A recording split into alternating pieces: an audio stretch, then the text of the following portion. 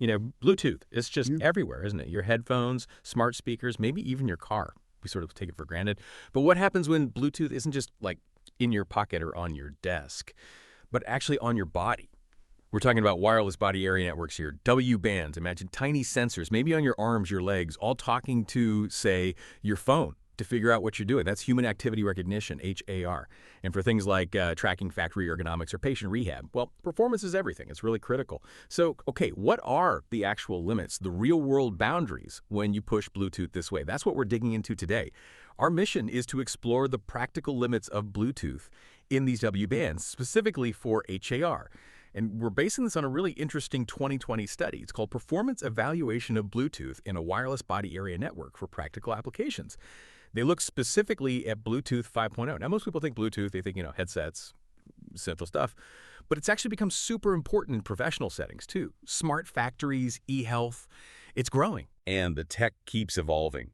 Version 5.0 brought in things like Bluetooth Low Energy, BLE, and mesh networking. Game changers. So if you're sticking sensors all over someone, how does that network actually look? What's the setup? That's a great question. And what's really fascinating here is the specific setup they focused on. It's called M.1 multi-pairing. Think of it like this. M, that's many sensors, all sending data to one central device. The one could be your smartphone, maybe a tablet. And this M1 thing, it's crucial for HAR. You need that setup if you've got sensors distributed across the body, all reporting back to one place. Right, like a central hub collecting all the info. Yeah. Makes sense. Okay, so many sensors talking to one hub. How do they actually, talk? What are the methods in Bluetooth 5.0? Yeah, there are a few ways. Different communication modes. You've got simple read. That's like the client asks, the server answers. 2 steps. Okay. Then indications. The server sends data when it changes, but the client still has to say, okay, got it. So it's still 2 steps. Mm-hmm. But then there are notifications here. The server just sends the data. No confirmation needed from the client. It's just a 1-step process. So notifications sound like the fast track then. Mm-hmm. If you want high performance, that single step seems way more efficient. Exactly. That efficiency makes them really interesting for these kinds of HAR applications. Now, you might think, surely someone's tested this before, pushed Bluetooth like this.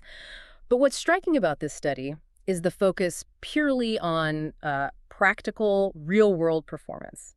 Other related work often looked at, theoretical maximums, huge numbers, like maybe up to 6,000 devices, and tiny theoretical latencies.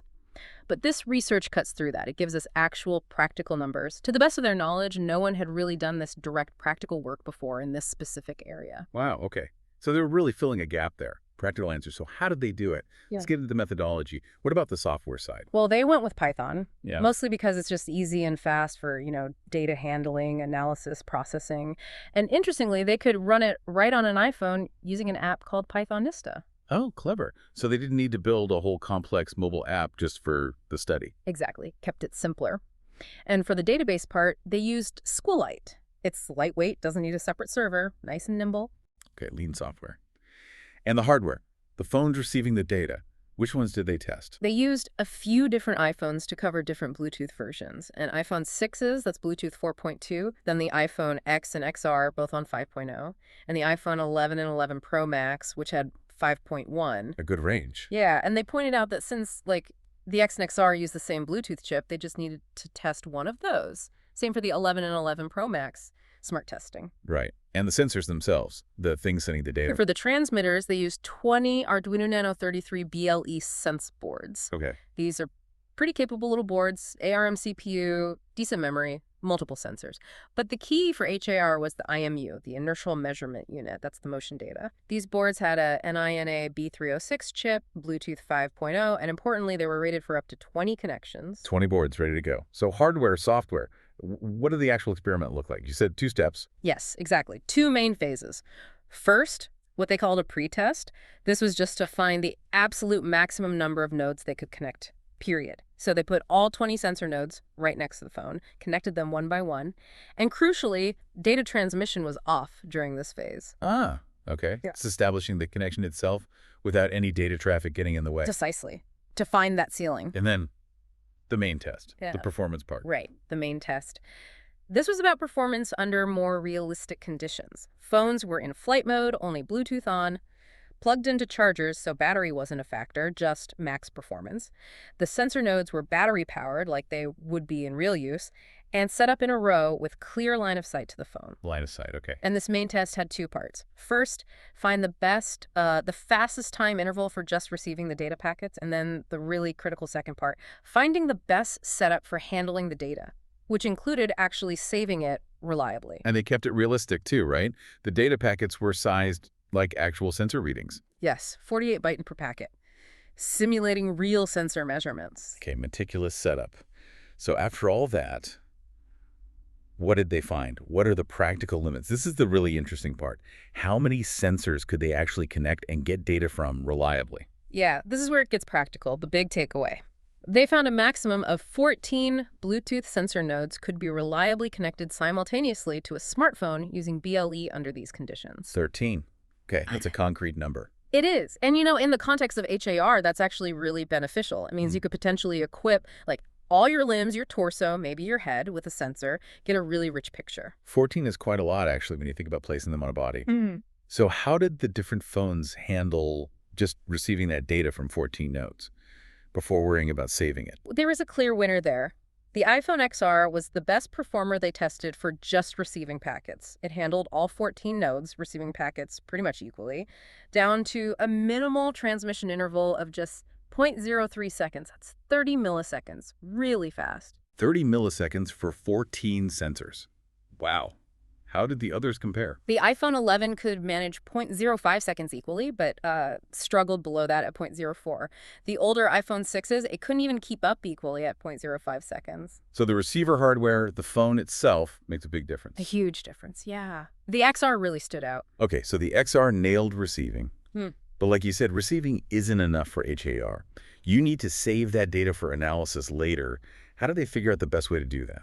Right. That's the crucial next step for any real application. You need that data saved persistently. So they tested different saving methods on the best performer, the iPhone XR. First, just simple file writing, but without any threading, sort of doing one thing after another. It was inefficient. Packets weren't handled equally at all. Not ideal. Not at all. Then they tried using threading while writing to a file. That helped with handling packets more equally, but the latency, the delay was still pretty high, like over 90 milliseconds mean delay, even when transmitting every 40 milliseconds. Better, but still lagging. Exactly. But then, the ha-ha moment, they tried threading combined with writing, not to a file, but to a database, specifically that lightweight SQLite database. That was by far the most effective.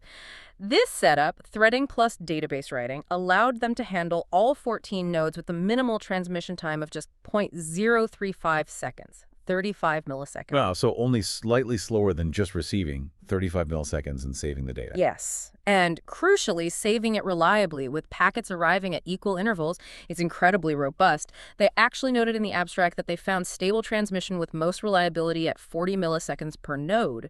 So achieving 35 milliseconds while saving is even better than that target. Okay, so let's wrap this up. What does this all mean for you, the listener? Whether you're developing this stuff or just curious, this deep dive gives us some really solid takeaways.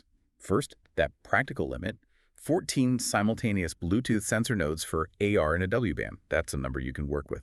Second, the specific hardware matters. The iPhone XR, in their tests, showed the best performance. The receiver is key. And finally, if you need to save that data reliably at speed, the magic combo seems to be threading plus a database like SQLite.